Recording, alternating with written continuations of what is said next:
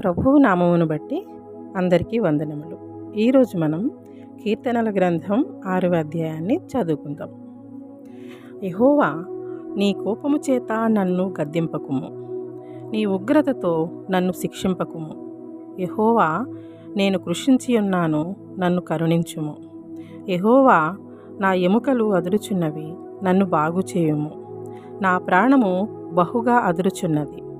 యెహోవా, నీవు ఎంతవరకు కరుణింపకయుందువు? యెహోవా, తిరిగి రమ్ము, నన్ను విడిపింపుము. నీ కృపను బట్టి నన్ను రక్షించుము.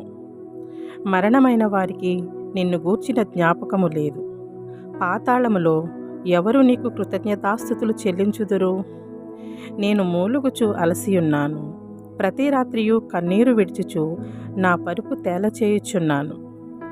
నా కన్నీళ్ల చేత నా పడక కొట్టుకొని పోవుచున్నది.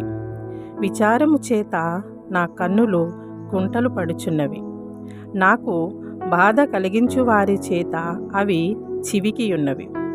యెహోవా నా రోదన ధ్వని వినియున్నాడు. పాపము చేయువారులారా, మీరందరూ నా యొద్ద నుండి తొలగిపోవుడి. యెహోవా నా విన్నపము ఆలకించియున్నాడు. యెహోవా నా ప్రార్థనను అంగీకరించును. నా శత్రువులందరూ సిగ్గుపడి బహుగా అదురుచున్నారు. వారు ఆకస్మికముగా సిగ్గుపడి వెనుకకు మళ్ళుదురు. ఆమేన్.